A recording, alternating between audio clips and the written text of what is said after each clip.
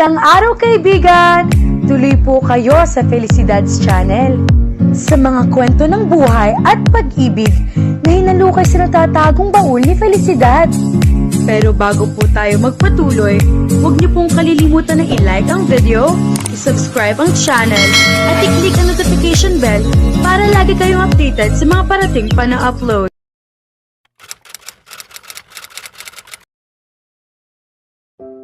Tahimik ang aming biyahe pa uwi.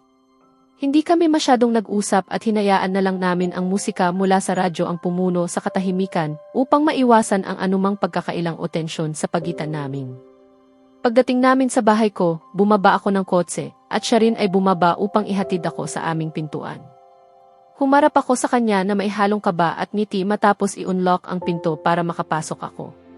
So, papasok na ako, sabi ko nang may kaba, hindi sigurado kung tama ba ang sinasabi ko. Grabe, ang awkward naman ngayon.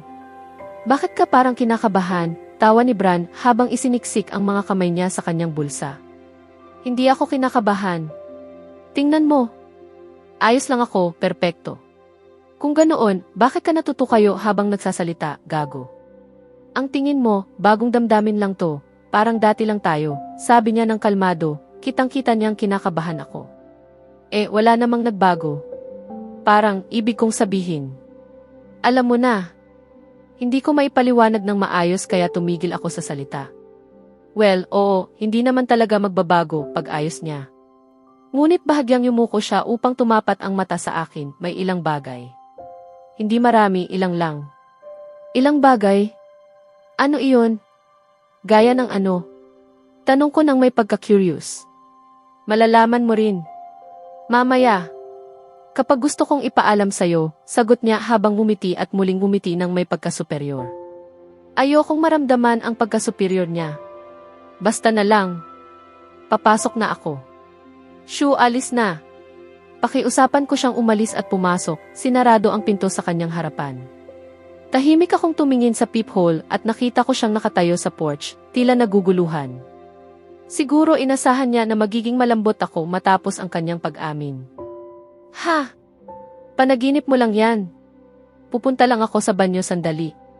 Dalhin mo na lang ang gamit ko sa klase. Itinulak ko ang gamit kay Bran na hindi pa nakakaproseso sa sinabi ko at dali-dali akong tumakbo papunta sa banyo ng mga babae. Walang tao sa loob dahil malapit na ang unang klase ng hapon. Agad kong ginawa ang kailangan ko at lumabas sa cubicle, inayos ang aking damit. Tumunog na ang kampana kaya kailangan kong magmadali. Putakti ka. May umungol bago naramdaman ko ang bahagyang kirot sa kaliwang pisngi. Hindi ganoon kabagsik tulad ng nakaraan. Dumampi ang palad ko sa pisngi habang tinitingnan ang mga taong nasa harapan ko na may halong gulat at galit. Korekto, ang mga tao. Ano ba ang problema ninyo? Sigaw ko sa mga tao sa harapan ko. Ano ang ginawa mo kay Tina? Anong kasinungalingan ang sinabi mo kaya napunta siya sa kulungan? Mas mababa ka pa pala sa inaakala ko. Panghihiyaw ni Cassie. Grabe ang kapal ng ulo niyo, hindi ba? May dahilan kung bakit napunta siya sa kulungan at karapat-dapat iyon. Alam kong walang utak ang ilan sa inyo, pero sana may kaunting disiplina na huwag manapak ng tao kung hindi mo alam ang buong kwento, sagot ko nang may galit. Aminin mo, nagsinungaling ka. Naiinggit ka sa kanya kaya pinadala mo sa kulungan, dagdag ni Lila, sabay utal. Hindi niyo ako pinaniniwalaan. Sige, mabuhay kayo sa kasinungalingan, itinulak ko sila at pumunta sa lababo upang hugasan ang aking mga kamay. Ayos lang sa'yo dahil hindi ako katulad ng kaibigan mo na nagbayad ng mga estranghero para asarin ang iba, kung hindi ay ginawa ko rin sa inyo para maramdaman ninyo kung ano ang naramdaman ng iba. Wala tayong saysay kasi. Sobrang duwag niya, aminin na lang ang inggit. Tara na, bulong ni Lila kay Cassie bago tumingin sa akin mula ulo hanggang paa. Iniisip ko rin iyan. Sayang lang na si Bran at Zayden ay naiipit sa kanyang mga patibong. Anong hipokrito? Sagot ni Cassie. Isa pang salita laban sa matalik kong kaibigan at sigurado, babagsak ka sa suntok ko ng walang pag-aalinlangan, lumingon ako at yumuko ang aking mga kamao sa galit. Ako ay kayang tiisin ang libu-libong salita laban sa akin pero isang salita laban sa matalik kong kaibigan, hindi ko matiis. Ganoon siya kahalaga sa akin. Akala mo ba tatakbo ako sa takot mo? Tawa ni Cassie sabay ituro sa akin. Bakit? Pwede mo akong batikusin at lapain ang inosente pero hindi ako pwedeng manuntok sa taong karapat-dapat. Subukan mo kung gusto mo. Sigurado ako magiging proud ang mama ko kahit makakuha ako ng 2 linggong suspension. Ipinakita ko ang aking mga kamao para ipakita ang punto. Napatigil si Lila, ganoon din si Cassie, pero parang hindi siya masyadong iniintindi. Si Bran ba ang nagturo sa'yo magpanggap at manindigan? Ang galing mo naman sundin siya parang aso, tingin ni Cassie, sinusubok ang aking pasensya. Binigyan ko sila ng pagkakataon at sinayang nila. Gusto nila ng suntok ko at iyon nga ang makukuha nila. Lumapit ako ng 2 hakbang at ang 2 babae ay umatras. Itinulak ko si Lila na naging panangga ni Cassie at pinukpok ko si Cassie. Ang saya, grabe ang dating. Sinimot ko ang aking kamay na medyo nanlalamig ngunit hindi ko pinagsisihan. Karapat dapat siya. Nakaramdam ka ba ng sakit? Sige, wala akong pakialam. Umiti ako sa babaeng nasa sahig, palayo ng palayo at lumakad patungo sa pinto bago lumingon.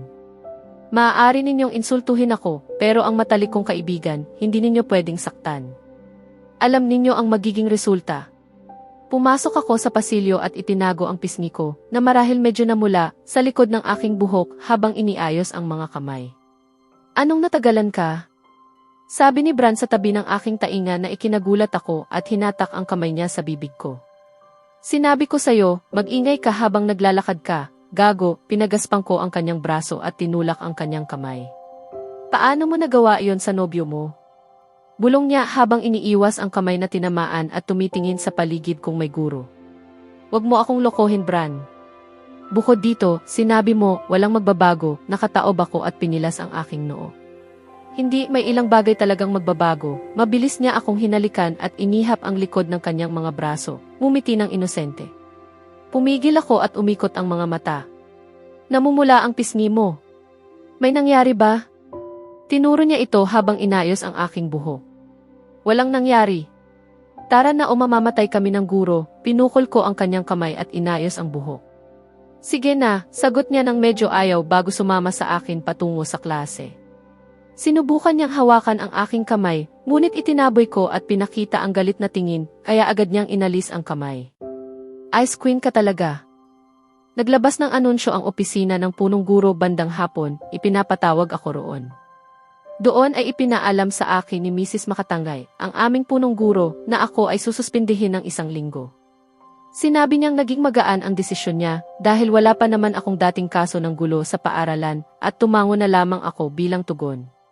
Nagalit ng husto si Bran nang ikwento ko sa kanya ang lahat, ngunit wala iyon kumpara sa sigaw ng nanay ko sa telepono. Ano ba ang nasa isip mo, Sarah? Nakikipag-away ka? Sa loob ng paaralan? Mama, karapat dapat siya. Paulit-ulit niya akong inaaway dahil sa bagay na hindi ko naman ginawa at iniinsulto pa niya si Bran. Pero may dahilan kung bakit ka pumapasok sa paaralan at hindi iyon para makipag-away. Ibig mo bang sabihin, hahayaan ko na lang ang sarili ko at ang mga mahal ko kapag may umaapi sa amin? Hindi ko naman sinabi iyon. Bahala na. Sinuntok ko siya at hindi ko iyon pinagsisisihan. Tutulungan naman ako ni Bran na makahabol sa aralin ngayong linggo. Sige, pero hindi matutuwa ang tatay mo. Alam ko.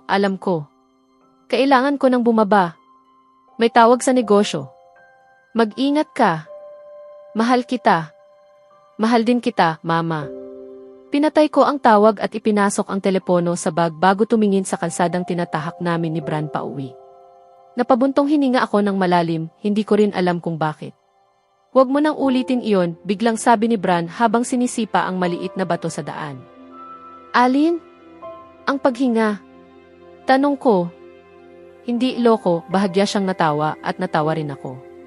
Ang makipagsuntukan. Huwag kang basta-basta nananakit ng tao dahil lang iniinsulto nila ako. Matalik kitang kaibigan. Gagawin ko iyon anumang oras. Akala ko nobyo mo na ako simula kahapon, huminto siya at tiningnan ako nang nakakunot ang noo. Humarap din ako sa kanya. Pareho lang naman, sagot ko habang umiikot ang mata ko at tatalikod na sana, ngunit hinawakan niya ang aking pulso at pinaharap muli sa kanya. Hindi pareho. Hindi ginagawa ito ng magkaibigan, mabilis niyang hinalikan ang aking pisngi bago pa ako makapagsalita. O ito, dagdag pa niya, hinalikan ang kabila. Bran, nasa publiko tayo. At lalong hindi ito, putol niya sabay grin, bago yumuko at hinalikan ako sa labi. Grabe, pangalawang beses pa lang pero parang nanghulog na agad ako rito. Malambot ang mga labi niya at ayokong bitawan agad. Parang may kumikiliti sa sikmura ko, palakas ng palakas at nakakabighani. Hindi ko maisip na matagal ko palang hindi naranasan ang ganitong pakiramdam. Pinagkrus niya ang mga daliri namin habang bahagya siyang umatras at tinitigan ako, may bahagyang ngiti sa labi. Gusto ko kung paano umaangkop ang kamay mo sa akin. Pero mas gusto ko kung paano umaangkop ang mga labi mo sa akin. Bago pa ako makapagsalita, muli niya akong hinalikan. Masaya sana ako, ngunit napilitan akong umiwas alang-alang sa reputasyon ko sa kapitbahayan. Hindi kasi uso rito ang manahimik at hindi manghimasok ang mga kapitbahay. Mas mabuting mag-ingat kaysa pag-usapan ng masama. Huwag mo akong halikan sa publiko, mariin kong sabi at naglakad palayo. Pero gusto mo naman, habol ni Bran na may ngiting mapang-asar. Walang komento. Basta intindihin mo ang punto, inangat ko ang kamay sa inis habang siya'y tumatawa lamang. Ibig sabihin pwede kapag walang tao, tanong niya. Tigilan mo na ang usapang halikan. Bulong sigaw ko habang binibilisan ang lakad, ngunit agad niya akong inabutan. Hay nako, ang hahaba ng mga binti niya. Nagtatanong lang ako kung kailan ko pwedeng halikan ang nobya ko. Lalaki rin naman ako. May mga pangangailangan din, biro niya. Lalaki. Tawa ko sabay irap. Gusto mo bang patunayan ko, mahal? Taas kilay niya sabay dilaan ang labi. Kadiri. Huwag mo akong tawaging ganyan. Kunwari nasusuka ako. Umikot lang ang mata niya at muling isinuksok ang kamay sa bulsa. Gusto mo bang baby girl na lang? Kaswal niyang tanong na parang pangkaraniwan lang. Nabulunan ako. Hindi na lang. Sara na lang. Hindi masyadong boring. Hindi bagay sa'yo, kibit balikat niya. Bagay sa'yo ang loko. Bakit nga ba ako nakikipagkaibigan sa'yo? Tanong ko. Hindi na. Minamahal mo na ako. Bakit ba laging humahantong sa ganito? Sigaw ko bago bumilis ang lakad papunta sa aming porch. Simple lang. Dahil mahal kita. Parang tumigil ang mundo. Natigil ang kamay ko sa pag-ikot ng doorknob. Nakatayo lang ako roon, tila estatwang humihinga, sinusubukang iproseso ang sinabi niya. Narinig ko ang mga bisig niyang yumakap mula sa likod at ang pisngi niya sa aking balikat. Huwag kang ma-pressure. Hindi ko inaasahang sasabihin mo rin agad. Tratuhin mo lang ako tulad ng dati, marahan niyang sabi. Pumasok ka na at tapusin ang takdang aralin mo. Ibibigay ko sa iyo ang mga notes simula bukas. Binitiwan niya ako at tumango lamang ako bago pumasok. Tawagan mo ako kung may kailangan ka, ha, malambing niyang sabi. Tumango ulit ako at pinanood siyang umalis. Isinara ko ang pinto at dumiretso sa kusina upang kumuha ng tsitsirya. Pagkatapos maligo at tapusin ang mga gawain sa paaralan, humiga ako sa kama. Nang balikan ko ang mga nangyari, isa iyon sa pinakamagulong araw ng buhay ko. Suntukan sa umaga, lambingan sa gabi.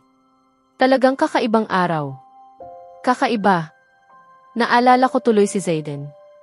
Ang bilis niyang magbago, mula sa anghel hanggang sa parang demonyo sa isang iglap. Matagal ko na rin siyang hindi naririnig. Kinuha ko ang telepono sa tabi ng kama at nag-text kay Zayden. Huli kaming nag-usap noong araw na umuwi ako mula sa ospital. Sarah, hey Zayden. Hindi ka nag-message ng matagal kaya nauna na ako. Ayos ka lang ba? Hindi ka naman may sakit, di ba? Hindi rin kita nakita sa tanghalian. Zayden, hey Sarah. May kailangan akong sabihin sa'yo. Sa susunod na kabanata, haharapin ni Sarah ang isang mensaheng maaaring magpabago sa takbo ng kanyang mga desisyon at damdamin. Samantala, unti-unting mabubunyag ang mga lihim na matagal ang kinikimkim ni Zayden, mga katotohanang hindi niya inaasahang maririnig. Kaya abangan natin,